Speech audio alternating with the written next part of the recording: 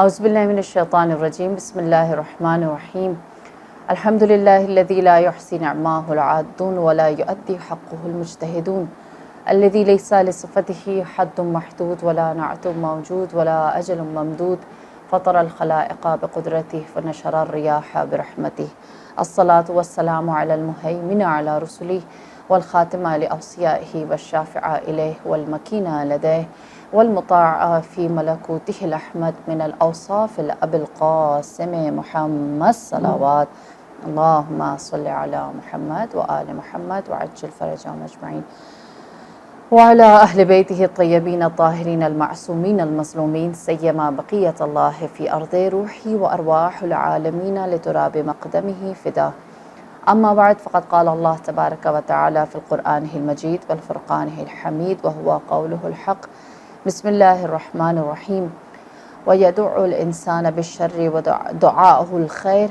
وَكَانَ الْإِنسَانُ عَجُولًا۔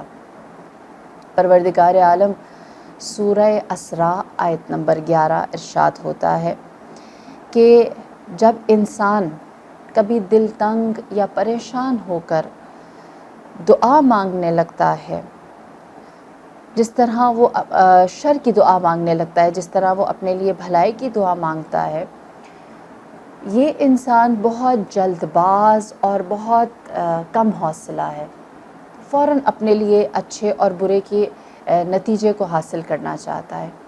اگر اچھا ہو جائے، خدا قرآن میں کہتا ہے اذا مسہ الشر جزوعا، اگر اس کے لیے تھوڑی سی کوئی مشکل پیش آ جائے تو وہ بہت زیادہ شور کرتا ہے، فریاد کرتا ہے، اپنے غم کو ہر ایک کے ساتھ بیان کرتا ہے۔ وَإِذَا مَسَّهُ الْخَيْرُ مَنُوعًا، لیکن جب اس کے پاس خیر آ جاتا ہے، اس کے پاس نعمت آ جاتی ہے، جب اس کے پاس فراوانی آ جاتی ہے، جب سکھ کا ٹائم آ جاتا ہے تو وہ بخیل یا وہ کنجوس یا پھر وہ نیکی سے روکنے والا اور پھر وہ اللہ کی نعمتوں کے بارے میں اپنی زبان کو زب کر دیتا ہے۔ لہٰذا انسان جو ہے وہ ایسی اللہ کی ایک مخلوق ہے کہ جس کو اللہ جانتا ہے، خالق جانتا ہے کیسے رکھنا ہے۔ لہٰذا ہم دیکھتے ہیں امیر المؤمنین علیہ السلام فرماتے ہیں کہ مجھے انسان کے 6 کاموں پر بہت تعجب، بہت حیرت ہوتی ہے۔ کچھ 6 کام ایسے ہیں جو بطور حجت خدا مجھے سرپرائز کرتے ہیں۔ فرمایا کہ پہلا کام یہ ہے، پہلی چیز جو انسان کی پہلی ہیبٹ کے ہیں وہ یہ ہے کہ مجھے اس انسان پر حیرت ہوتی ہے جو اتنا کنجوس، بخیل، جو اس کے پاس نعمت ہے اس کو سپینڈ کرنے میں اتنا سوچتا ہے اور مشکل سے خرچ کرتا ہے جبکہ اللہ نے اس کو دے رکھا ہے۔ دنیا میں وہ غریب اور فقیر کی طرح رہتا ہے اور آخرت میں وہ امیروں کی طرح حساب دے رہا ہوتا ہے۔ فرمایا کہ مجھے ایسے انسان کے اوپر حیرت ہے جس کے پاس نعمت ہے اور اس کو خرچ نہیں کرتا۔ دوسری چیز فرمایا مجھے حیرت ہے اس متکبر اور ایروگنٹ انسان کے اوپر کہ جس کو اللہ نے جب پیدا کیا ہے، دنیا میں آیا ہے تو وہ نطفہ تھا، اور جب وہ مر جائے گا، اس دنیا سے جائے گا تو وہ ایک مردار میتہ ہوگا۔ فرمایا کہ نطفے سے میتہ تک کا سفر، یعنی ایک نجاست سے دوسرے نجاست کے درمیان انسان جیتا ہے۔ پھر تکبر اور غرور اور اپنے اوپر ناز کرنا کس بات کا؟ فرمایا میں حیران ہوتا ہوں۔ پھر اس کے بعد یہ 2 چیزیں اخلاقیات کی، پھر آپ نے عقائد کے باب میں عقائد کے بارے میں فرمایا کہ مجھے حیرت ہے اس انسان کے اوپر جو مخلوق کو دیکھتا ہے، جو کریشنز کو اللہ کی دیکھتا ہے لیکن خالق کے بارے میں وہ شک کرتا ہے۔ اس کے سامنے ساری مخلوقات، ساری کریشنز موجود ہے، لیکن جب اس سے کہا جاتا ہے کہ کوئی کریٹر ہے تو وہ ڈاؤٹ فل ہوتا ہے، وہ شک کرتا ہے اور وہ کہتا ہے کہ اس کے لیے مجھے ریزننگ چاہیے، اس کے لیے مجھے کوئی ایک سالڈ ایویڈنس، کوئی ثبوت، کوئی اچھی لاجک چاہیے، پھر اس کے بعد میں اس بات کو قبول کروں گا۔ تیسری چیز جو پھر عقائد کی ہے، فرمایا مجھے حیرت ہے اس انسان کے اوپر کہ جو قیامت کا انکار کرتا ہے۔ قیامت کیا ہے؟ نشأۃ الاولیٰ، دوسری دفعہ، نشأۃ الثانی، دوسری دفعہ اٹھائے جانے کا۔ فرماتے ہیں کہ مجھے حیرت ہے اس انسان کے اوپر جو دوسری دفعہ اٹھائے جانے یعنی قیامت کا انکار کرتا ہے، جب کہ وہ پہلی دفعہ اٹھایا جا چکا ہے۔ انسان کا اس دنیا میں آنا عدم، نیستی، ہیچ، زیرو، کچھ بھی نہیں تھا، وہ خالق جب انسان کو اسکریچ سے وجود میں لے کر آ سکتا ہے تو کیسے ہو سکتا ہے کہ جب وہ ایک انسان وجود میں آ چکا ہے، اس دنیا میں وقت گزار چکا ہے، تو اس کو دوبارہ زندہ کر دے؟ اللہ کے لیے مشکل تو نہیں ہے۔ پھر بھی اگر کوئی انسان اس کا انکار کرتا ہے اور کہتا ہے کہ نہیں، دوبارہ نہیں اٹھایا جا سکتا، قیامت نہیں آ سکتی، کوئی ہیئر آفٹر کا کانسیپٹ ہی نہیں ہے، یہ ہونے والی چیزیں نہیں ہیں، فرمایا مجھے اس کے اوپر حیرت ہوتی ہے۔ یہ دو عقائد سے ریلیٹڈ چیزیں ہیں جو میرے مولا نے ارشاد فرمائی ہیں۔ پھر اس کے بعد آپ فرماتے ہیں دو ایسی چیزیں جو اخلاقیات یا دنیاداری اور ہمارے معاملات کو لے کر ہے۔ آپ نے فرمایا مجھے حیرت ہے اس انسان کے اوپر کہ جو اس دنیا کو، جہاں پر اس نے ٹیمپریری رہنا ہے، اس دنیا کو تو وہ آباد کرتا ہے، لیکن جہاں اس نے ہمیشہ کے لیے جا کر رہنا ہے، اس کی اسے فکر ہی نہیں، اس کو وہ آباد ہی نہیں کرتا، اس کے بارے میں سوچتا ہی نہیں ہے۔ جانتا ہے ہر انسان کہ اس نے یہاں نہیں رہنا، اس نے چلے جانا ہے، لیکن اس کے اوپر بہت محنت کرتا ہے، لیکن جہاں چلے جانا ہے اس کے بارے میں سوچتا ہی نہیں ہے۔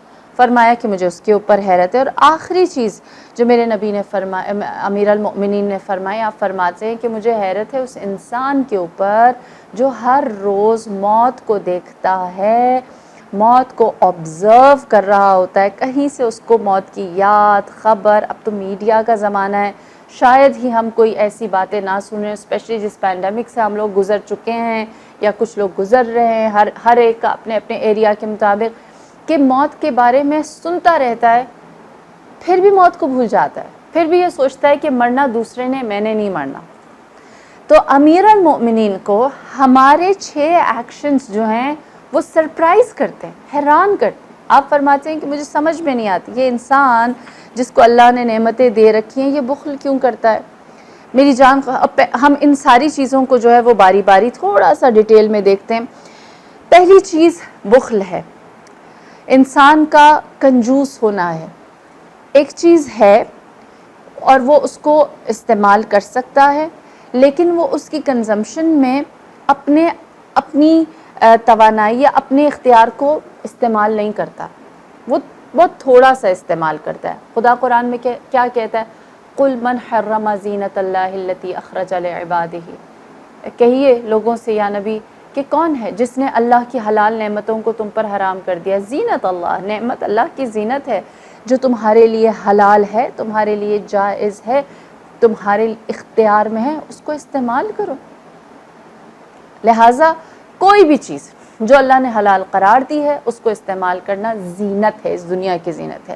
اور پھر بطور خاص اگر ہم اس کو دیکھیں، کنجوسی کو دیکھیں، تو دیکھیے خدا میرے مولا امام جعفر صادق علیہ السلام فرماتے ہیں ان کان الخلف من اللہ عز وجل حقا فالبخل لماذا، اگر عمل کے بدلے جو بھی دینا ہے، عمل کا بدل یا اس کا جواب اللہ نے دینا ہے، دنیا کا بدل اللہ نے دینا ہے، جو کچھ ہم کر رہے ہیں وہ ہمارا معاملہ اللہ کے ساتھ ہے۔ اس دنیا میں رزق کون دیتا ہے؟ اس دنیا میں اولاد کون دیتا ہے؟ زندگی کون دیتا ہے؟ جو ہماری نیکیاں ہیں، جو ہماری اچھائیاں ہیں، جو ہماری برائیاں ہیں، جو ہماری پبلک ڈیلنگ ہے، جو ہمارے کمانے کا ارننگ کے ایشوز ہیں، یہ سب کون ہے جو ان سب کو چلا رہا ہے؟ اللہ۔ اب جب اللہ بدل دینے والا ہے، چاہے وہ دنیا کا ہو یا آخرت کا ہو، جو بھی ہو، جب اللہ بدل دینے والا ہے تو بخل کس لیے؟ جو تم نے کیا ہے اس کے بدلے جو اللہ نے تمہیں دیا ہے، آج دیا ہے، تو وہ کل بھی دے گا۔ لہٰذا ہم دیکھتے ہیں اسلام اس چیز کو بہت زیادہ ڈسکریج کرتا ہے۔ ثعلبہ انصاری جو رسول اللہ کے اصحاب میں سے ایک صحابی تھا، وہ نبی کے پاس آیا اور کہنے لگا یا نبی خدا آپ میرے لیے دعا کریں، میں بہت رچ ہو جاؤں، بہت زیادہ۔ آپ نے فرمایا اللہ نے جو تمہیں نعمتیں دی ہیں اس کا شکر ادا کرو۔ کہنے لگا نہیں، آپ نے دعا کرنی ہے کہ اللہ مجھے بہت زیادہ دے، بہت دولت دے، مجھے بہت امیر ہونا ہے۔ آپ نے فرمایا کہ اگر تم اس طرح کہو گے تو جو تمہارے پاس ہے وہ بھی مشکل ہو جائے گی، لہٰذا جو تمہیں اللہ نے نعمت دی ہے اس کا شکر کرو، خدا کا شکر ہے اس نے تمہیں محتاج نہیں رکھا۔ اچھا، یہ انسسٹ کرتا رہا نبی خدا سے کہ آپ دعا کریں مجھے اللہ بہت دے، لہٰذا رسول اللہ نے اس کو دعا دی اور فرمایا کہ اللہ جب تمہیں مال دے گا نوازے گا تو وہ اللہ دے گا، لہٰذا اس کا استعمال بھی اللہ کے لیے رکھنا۔ قبول کیا، مان گیا، یہاں تک کہ اللہ نے اس کو مال دیا، اس کو فراوانی دی، نعمت دی، اتنا رچ ہو گیا کہ وہ مدینے میں نہ رہ سکا، اس کو مدینہ چھوڑ کے مدینے سے باہر ایک جگہ اپنا ہی ایک چھوٹا سا ایریا اس کو آباد کرنا پڑا، جہاں پر اس نے اپنے سارے جو اس کا ایسٹ تھا، جو اس کے گھوڑے، اونٹ، جانور، ساری چیزیں وہاں پر رکھی، یہاں تک کہ زکوٰۃ والی آیت جب نازل ہوئی تو رسول اللہ نے فرمایا ثعلبہ سے زکوٰۃ وصول کرنے جائیں۔ جب رسول اللہ کے ریپریزنٹیٹو اس کے پاس گئے اور انہوں نے کہا کہ رسول اللہ نے فرمایا ہے کہ تمہارے مال پر اتنی زکوٰۃ بنتی ہے، تم زکوٰۃ دے دو، تو اس نے انکار کیا۔ اس نے کہا کہ میں کوئی کافر ہوں جو جزیہ دوں، میں کوئی یہودی ہوں جو جزیہ، آپ جانتے ہیں جزیہ وہ ٹیکس ہے جو نان مسلم اسٹیٹ کو دیتے ہیں، اور مسلم کیونکہ زکوٰۃ دیتے اس لیے نان مسلمس کے لیے جزیہ ہے، تو اس نے کہا میں کوئی نان مسلم ہوں جو میں جزیہ دوں، میں نہیں زکوٰۃ دیتا، لہٰذا اس نے اس کا انکار کیا۔ جب اس نے انکار کیا تو اللہ کی جانب سے رسول اللہ پر بطور خاص ثعلبہ انصاری کے اس عمل کو لے کر آیت نازل ہوئی، سورہ توبہ آیت نمبر 75-76، ارشاد ہوا لَقَدْ قَالُوا كَلِمَةُ الْكُفْرِ وَكَفَرُوا بَعْدَ إِسْلَامِهِمْ، کہ یہ جو ثعلبہ نے کہا ہے کہ میں اپنا مال نہیں دوں گا، یہ جو اس نے کنجوسی یا بخل کیا ہے، یہ ایسا نہیں کہ اس نے مال بچایا ہے، فرمایا اللہ نے کہ اس نے کفر کا کلمہ کہا ہے۔ کب کہا ہے؟ مسلمان ہونے کے بعد۔ اس حد تک کنجوسی کو ڈسکریج کیا گیا کہ اگر تمہارے پاس کوئی چیز موجود ہے اور اس میں سے کسی کے حق کا مطالبہ کیا جاتا ہے، اپنا مال دو۔ اچھا، یہ تو مال کی حد تک۔ اب ہم دیکھتے ہیں کہ جو سلسلہ بخل کا ہے وہ صرف مال میں نہیں ہے، بخیل صرف مال میں نہیں ہوتا، دولت میں نہیں ہوتا، بخیل اس کو بھی کہتے ہیں کہ جو دوسروں کو سلام نہ کرے یا سلام کا جواب نہ دے، ناراض نہ ہو اگر کوئی سلام نہیں کرتا اس کو، وہ بخیل ہے۔ اللہ اسے پوچھے گا آپ سخاوت دکھائیں، آپ سلام کریں۔ اگر کوئی سلام کا جواب نہیں دیتا تو پھر اس کے بخل پر پریشان نہ ہوں، آپ پہل کریں، آپ سلام کر لیں، شاید وہ جواب دے دے۔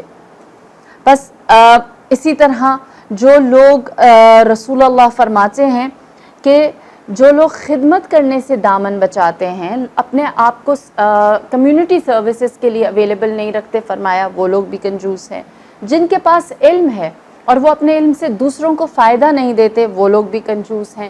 جن کے سامنے اسلام پر جان قربان کرنے کا وقت آتا ہے لیکن وہ اپنی جان بچاتے پھرتے ہیں، فرمایا وہ لوگ بھی کنجوس ہیں۔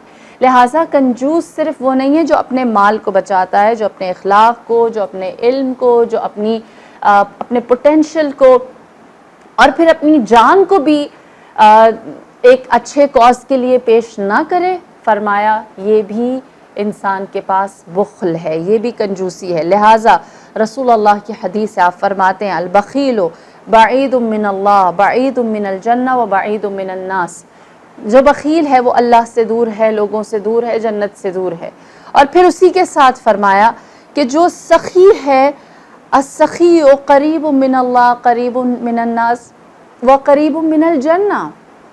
صرف ہم بخل کو ڈسکریج نہیں کرتے، جو سخاوت ہے اس کے لیے بھی بہت زیادہ ہمیں موٹیویٹ کیا ہے احادیث میں، قرآن میں، یہاں تک کہ میرے مولا فرماتے ہیں کہ اگر کوئی سخی اپنے مال کو جنرسلی راہ خدا میں دینے والا، اپنے اخلاق کو ایک اسمائل سب کے ساتھ شیئر کرنے والا، لوگوں کو سلام کرنے والا، نام محمد و آل محمد پر درود بھیجنے والا، اپنے علوم کو، اپنے پاس جو تھوڑا سا علم ہے اس کو لوگوں کے ساتھ شیئر کرنے والا، اپنی سروسز، اپنے پوٹینشل کو اپنی کمیونٹی کے لیے جو دینے والا ہے، فرمایا ایسا شخص جو سخی ہے وہ روز جزا جب اپنی قبر سے اٹھے گا تو وہ روشن چہرے کے ساتھ ہوگا، اور سخی کا روشن چہرہ اتنا قیامت والے دن، محشر والے دن جب سب داخل محشر ہو رہے ہوں گے، اتنا پرومیننٹ ہوگا کہ لوگ مڑ مڑ کر اس کو دیکھیں گے اور کہیں گے لگتا ہے اس قبر میں کوئی اللہ کا نبی، کوئی وصی،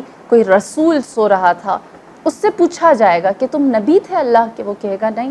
پوچھا جائے گا تم رسول، صاحب شریعت، صاحب صحیفہ تھے؟ وہ کہے گا نہیں۔ پھر اس سے کہا جائے گا تم شہید اور صالحین میں سے تھے؟ کہے گا نہیں، میں شہید بھی نہیں ہوا تھا اور میں صالحین بہت عبادت گزار بھی نہیں تھا۔ پھر اس سے پوچھا جائے گا تم کیا ہو جو تمہارے چہرے سے محشر روشن ہو رہا ہے اور اللہ نے تمہیں اتنا نورانی رکھا ہے؟ وہ جواب دے گا اور کہے گا میری ایک کوالٹی اچھی تھی، وہ یہ کہ میں سخی تھا، جب مجھ سے کوئی سوال کرتا یا جہاں میں کوئی نیڈ دیکھتا تو وہاں میں اپنی کنٹریبیوشن کو ہمیشہ حاضر رکھتا تھا۔ بس سخاوت جو ہے وہ ایک ایسی چیز ہے جس طرح اللہ نے سورہ توبہ میں ڈسکریج کیا ہے کنجوسی کو، اسی طرح اللہ نے سورہ لیل میں انکریج کیا ہے سخاوت کو۔ کہتے ہیں کہ مدینے میں ایک شخص تھا جس کے گھر کے ہمسائے میں ایک کھجور کا درخت تھا، اور اس کھجور کے درخت پر بہت اچھے کھجور لگتے تھے۔ اب ظاہر سی بات ہے جب نیبر میں گھر ہوگا اور اس پر کھجور لگیں گے تو وہ ذرا اس کے گھر میں بھی فال کر جاتے، لیکن جس کے گھر میں کھجور کا درخت تھا وہ بہت بد اخلاق، بدتمیز آدمی، کنجوس، بخیل تھا۔ اس کو اچھا نہیں لگتا تھا کہ اس کے گھر کا میوہ جو ہے اس کے نیبر کھاتے ہیں، لہٰذا وہ ہمیشہ جا کر ان لوگوں سے ذرا لڑائی کرتا۔ ایک دن وہ اس کے جو نیبر تھے جن کے گھر میں کھجور کے دانے گرتے تھے وہ رسول اللہ صلی اللہ علیہ وآلہ وسلم کے پاس گئے، جبکہ آپ کے ایک صحابی ہیں جن کا نام ہے ابو درداء، وہ وہاں بیٹھے ہوئے تھے۔ کہتے ہیں کہ جب وہ صحابی وہاں پر گئے ہیں اور وہ شخص وہاں پر گیا ہے اور اس نے اپنا مدعا بیان کیا ہے امام رسول اللہ صلی اللہ علیہ وآلہ وسلم کے سامنے اور کہا کہ میرے گھر میں اس طرح سے اس کے دانے گرتے ہیں اور جب میرے بچے کھاتے ہیں تو سب گھر میں ایک لڑائی ہو جاتی ہے، میرا ہمسایہ آتا ہے، ساری بات آپ نے بیان کی۔ امام نے رسول اللہ نے کہا کہ اس شخص کو جو تمہارا نیبر ہے اس کو بلاؤ، اس سے میں کہتا ہوں کہ اس معاملے کو صحیح کرتے ہیں۔ وہ آیا، رسول اللہ نے اس سے کہا کہ ہمسائے کا حق ہے اس کو تھوڑا سا شیئر کرو اس کے ساتھ۔ اس نے کہا نہیں، میں چاہتا ہوں سارے دانے میرے پاس، ایک بھی ان کو کھانے کی اجازت نہیں۔ آپ نے فرمایا اگر ایسا ہے تو میں تم سے کھجور کا وہ درخت خریدتا ہوں۔ اس نے کہا میں نہیں بیچنا چاہتا کیونکہ یہ مجھے بہت عزیز ہے، یہ میرے گھر کا حصہ ہے، میں یہ درخت کسی کو نہیں دوں گا۔ نبی خدا نے فرمایا، اب دیکھیے ایک جانب بخل ہے اور ایک جانب سخاوت ہے، یہ آمنے سامنے۔ نبی خدا نے فرمایا کہ اگر تم وہ مجھے نہیں بیچتے مال دنیا سے تو تم وہ درخت مجھے دے دو، میں اس کے بدلے تمہیں جنت کا کھجور کا درخت دوں گا، جنت میں درخت دوں گا۔ اس نے کہا مجھے کیش کرنے کی عادت ہے، میں اس چیز پر بلیو ہی نہیں رکھتا، ادھار ہی نہیں کرتا کہ وہ جنت میں دیکھی جائے گی، ابھی میں نے کیا کرنا ہے، میں ان چیزوں میں نہیں ہوں، لہٰذا آپ سمجھیں کہ یہ معاملہ میرے اور آپ کے بیچ میں نہیں ہوا۔ وہ اٹھ کے چلا گیا۔ ابو درداء کہتے ہیں کہ جب میں نے دیکھا کہ ایک دنیا کے ایک درخت کے بدلے جنت کا درخت مل رہا ہے، بزبان رسالت، زبان وحی رسول اللہ صلی اللہ علیہ وآلہ وسلم فرما رہے ہیں، ابو درداء کہتا ہے کہ وہ خود آگے گیا اور اس نے نبی سے کہا کہ یہ جو آپ نے اس شخص کو آفر کی تھی کیا یہ میرے لیے بھی ہے؟ کیا ایسا ہو سکتا ہے کہ میں وہ درخت جو ہے وہ آپ کو دے دوں اور آپ اس کے بدلے مجھے جنت میں کوئی ایک درخت دے دیں؟ آپ نے فرمایا تمہارے لیے بھی۔ لہٰذا ابو درداء اس کے پاس گئے اور اس سے کہا کہ اگر میں تمہارے ساتھ اس درخت کے لیے معاملہ کرنا چاہوں تو تم کیا کہتے ہو؟ یہ نہیں مانا تو ابو درداء کا ایک وسیع و عریض بہت بڑا فارم تھا جو مدینے سے باہر تھا۔ انہوں نے کہا کہ میرے پاس جو سب سے بڑا فارم ہے پورا ایک کھجوروں کا، تم وہ پورا فارم لے لو اور مجھے اس کے بدلے میں یہ ایک درخت دے دو۔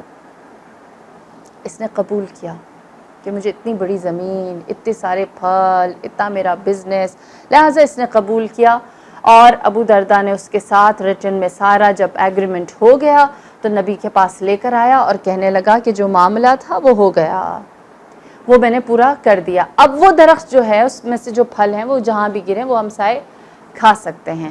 رسول اللہ نے اس سے سوال کیا، کہا کہ یہ تم نے کس طرح سے کیا؟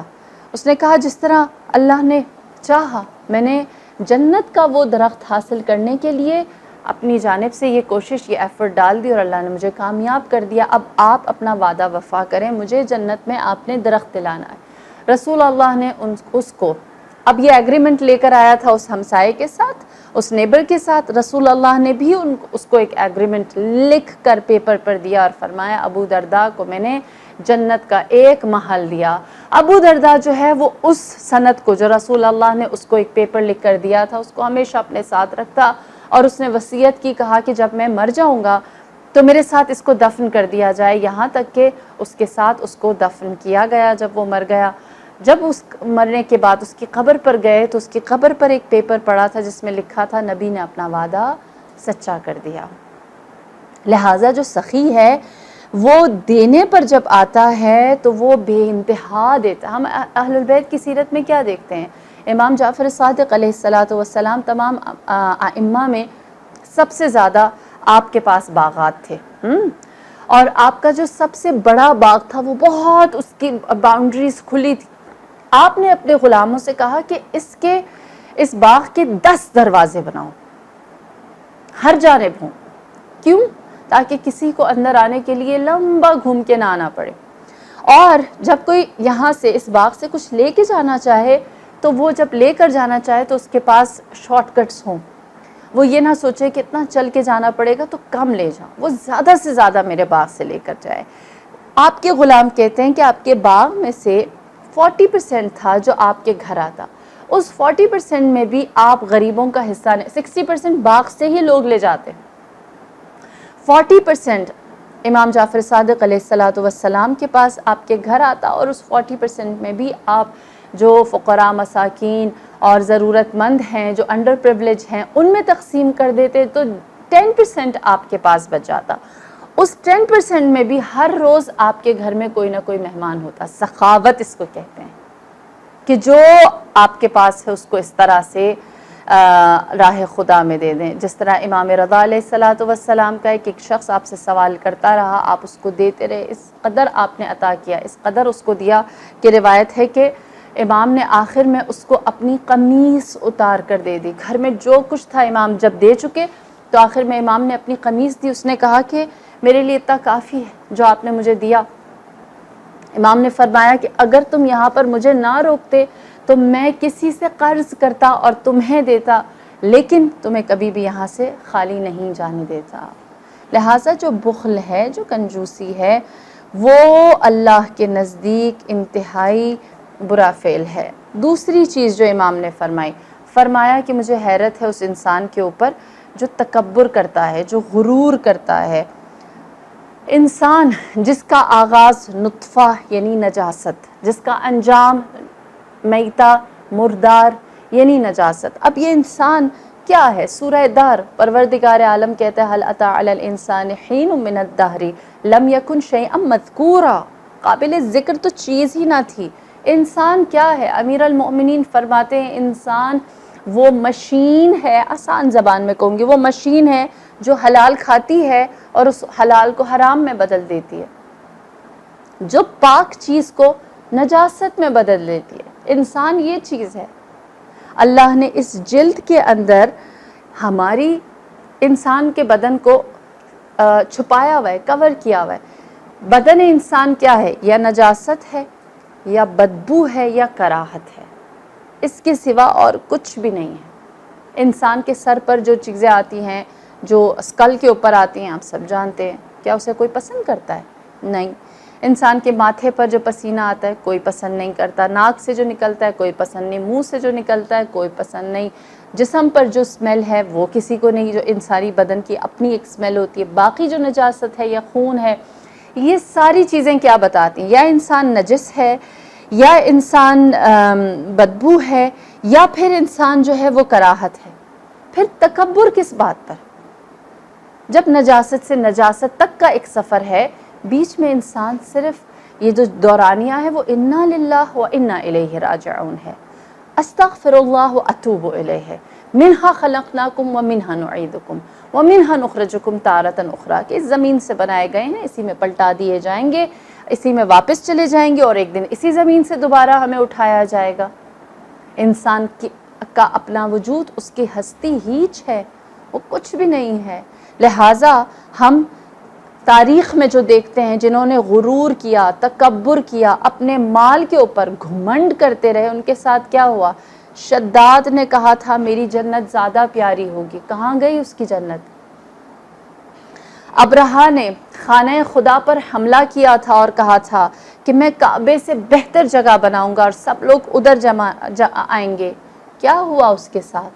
اللہ نے کنکروں کے ساتھ اس کے چھوٹے چھوٹے پتھر سے اس کا کام تمام کر دیا۔ فرعون جو حضرت موسیٰ کے پیچھے جا ہی نہیں رہا تھا، کیوں کہ یہ ننگے پاؤں تھوڑے سے مٹھی بھر لوگ، موسیٰ اور اس کے ساتھی، اور میں جو خدائی کا دعویٰ کرتا ہوں، میں کیوں ان کے پیچھے جاؤں گا؟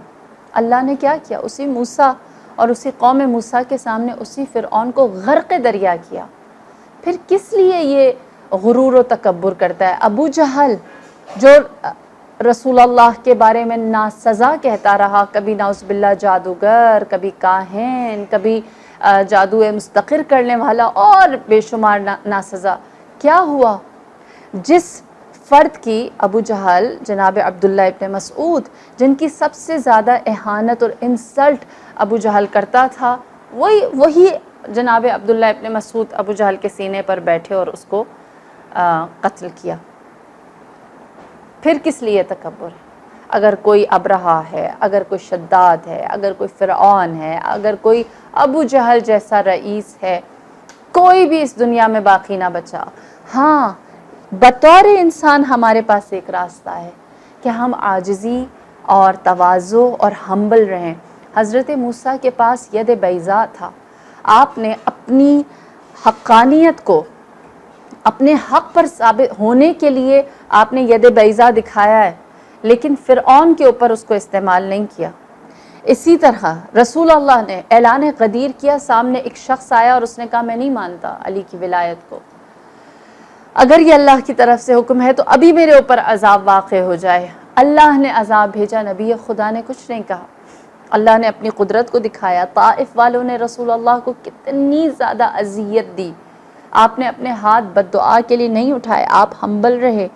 امیر المؤمنین ممبر سلونی پر جب سلونی کا دعویٰ کرتے تو آپ کے چاہنے والوں سے زیادہ آپ کے دشمن آ کر آپ سے رہنمائی لیتے، آپ سے گائیڈنس لیتے، اتنی لی کہ کہا اگر علی نہ ہوتے تو ہم ہلاک ہو جاتے۔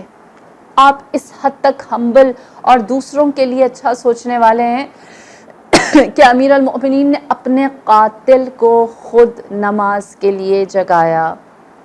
میری جان قربان سید الشہداء، آپ کے تواضع پر، آپ کے اخلاص پر، آپ کی ہمبلنس پر، کہ آپ کے سامنے وہ حر جس نے راستہ روکا، آپ نے فرمایا کہ التائب حبیب اللہ، جو توبہ کرتا ہے اسے اللہ محبت کرتا ہے، تم میرے مہمان ہو۔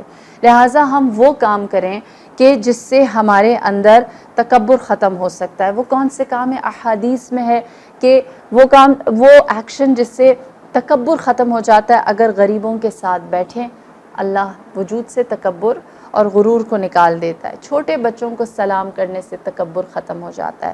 والدین کے ساتھ کھانا کھانے سے تکبر ختم ہو جاتا ہے۔ میرے خیال میں باپ سے زیادہ ماں کے ساتھ جب بیٹھ کر کھانا کھائیں تو تکبر ختم ہو جاتا ہے، اسپیشلی اگر ماں غصے والی ہو۔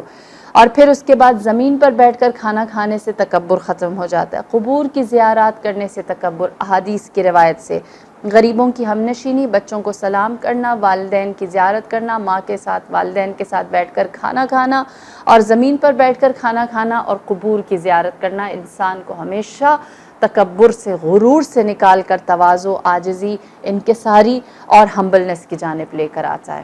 یہ دو اخلاقی چیزیں ہیں جس پر امیر المؤمنین نے فرمایا مجھے حیرت ہوتی ہے۔ اس کے بعد آپ نے فرمایا تیسری چیز جو عقیدے کی ہے، جو ہمارے فیتھ اور ہمارے بیلیف سے ریلیٹڈ ہے، آپ نے فرمایا مجھے اس انسان کے اوپر حیرت ہوتی ہے جو مخلوق کو دیکھتا ہے اور خالق کے بارے میں شک کرتا ہے۔ سبحان اللہ، ہماری جان قربان، مجھے اس شخص کے اوپر حیرت ہوتی ہے جو کسی کے قدموں کے نشان دیکھتا ہے اور کہتا ہے یہاں سے کوئی نہیں گزرا، جو ایک کشتی کو چلتے ہوئے دیکھتا ہے سمندر میں، اپنی منزل کی جانب جاتے ہوئے دیکھتا ہے اور کہتا ہے کہ اس کو کوئی نہیں چلا رہا، یہ خود بخود منزل کی جانب جا رہی ہے۔ اللہ کی جو مخلوق ہے وہ اس بات کا پتہ دیتی ہے کہ اللہ وجود رکھتا ہے۔ نہج البلاغہ میں امیر المؤمنین کیا فرماتا ہے؟ الحمدللہ الذی متجلی لخلقہ بخلق، حمد ہے اس خدا کی جو اپنی مخلوقات پر، اپنی مخلوقات کے ذریعے متجلی ہوا ہے، اپنا جلوہ اس نے اپنی مخلوقات میں، اپنی مخلوقات کے ذریعے دیکھا ہے۔ اور یہی وجہ ہے کہ خدا قرآن میں انسان کی توجہ کرواتا ہے کہ آس پاس سامنے دیکھو، زمین اور آسمان میں ہماری کتنی نشانیاں ایسی ہیں جن کو تم دیکھتے ہو لیکن اس کے اوپر غور نہیں کرتے، اس کو اگنور کر جاتے ہو، وہ اللہ کی جانب تمہیں لے کر آ سکتی ہیں۔ کون سی نشانیاں ہیں اللہ کی جو ہمیں، اللہ کی ایسی نشانیاں جو ہمیں اللہ تک لے جاتی ہیں؟ خدا قرآن میں کہتا ہے افلا ينظرون الى الابل كيف خلقت والى السماء كيف رفعت والى الارض كيف سطحت والى الجبال كيف نصبت، کیا تم اس اونٹ کو، اس کیمل کو نہیں دیکھتے ہم نے اس کو کیسے بنایا؟ کیا تم اس آسمان کو نہیں دیکھتے ہم نے اس کو کیسے چڑھایا؟ کیا تم اس زمین کو نہیں دیکھتے ہم نے اس کو کیسے بچھایا؟ کیا تم اس پہاڑ کو نہیں دیکھتے ہم نے اس کو کیسے اپنی جگہ رکھا ہوا ہے؟ یہ ساری چیزیں جو تمہارے سامنے، چاہے اونٹ ہے، چاہے زمین ہے، چاہے آسمان ہے، چاہے پہاڑ ہے، سب کی خلقت پر غور کرو۔ یہ تمہارے لیے اس بات کا ثبوت ہے کہ کوئی معبود ہے جو وجود رکھتا ہے، کوئی ہستی ہے جس نے ان ساری چیزوں کو اتنے پیارے ڈسپلن کے اندر پیدا کیا ہے۔ کہتے ہیں کہ امام جعفر صادق علیہ السلام کے زمانے میں، آپ لوگوں کے لیے یہ بات اس لیے زیادہ انٹرسٹنگ ہے کہ جو ویسٹ ہے اس میں اس چیلنج کا بہت زیادہ سامنا ہے، وہ ہے ایتھیزم۔ جب امام جعفر صادق علیہ السلام کا زمانہ تھا تب بھی بہت سارے زندیق اور ملحد جو ہیں وہ امام سے ڈیبیٹس کرنے کے لیے، مناظرے کرنے کے لیے امام کے پاس آتے رہتے تھے، یہاں تک کہ ایک زندیقی آیا اور اس نے امام سے سوال کیا، ایک ایتھیسٹ آیا۔ اگر آپ لوگوں کو ایتھیزم کے اوپر دیکھنا ہے تو امام جعفر صادق کی بہت ساری ڈیبیٹس ہیں جو توحید کے اوپر، جو ریلیجن کی امپورٹنس ہے ان کے اوپر موجود ہیں۔ یہ آیا اور اس نے کہا کہ کیسے ثابت ہے کہ اللہ جو ہے وہ ساری چیزوں کو پیدا کرنے والا ہے؟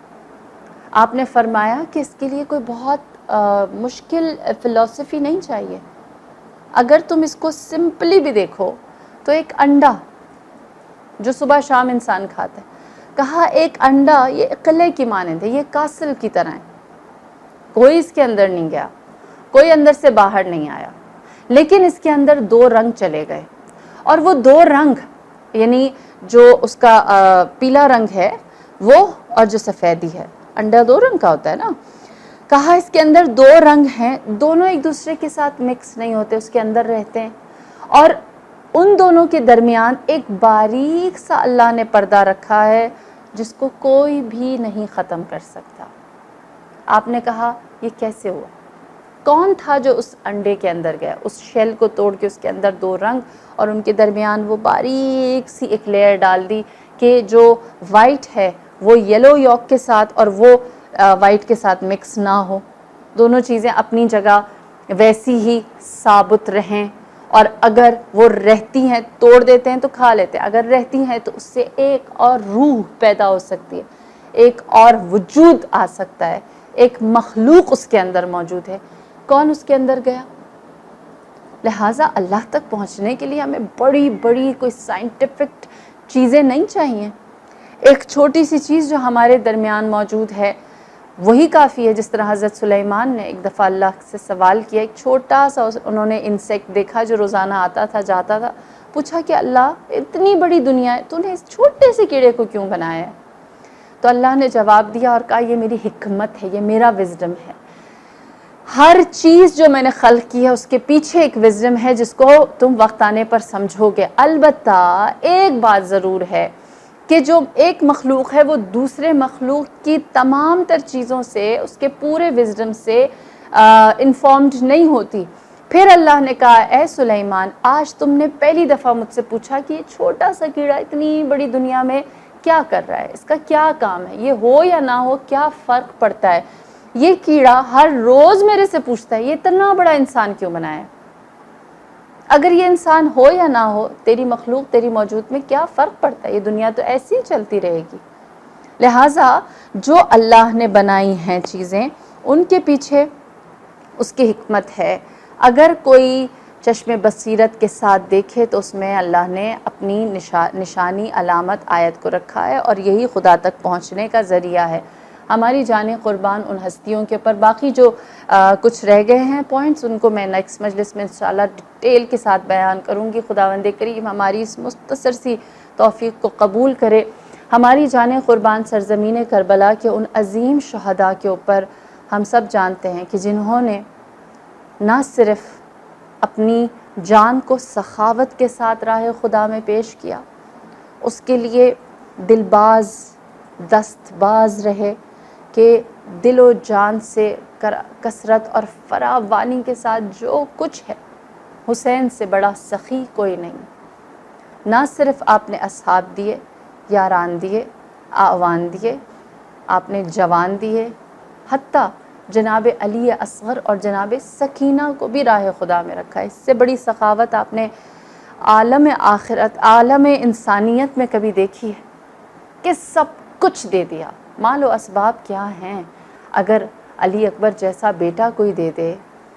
مال دنیا کیا ہے اگر جناب علی اصغر جیسا لال کوئی دے دے؟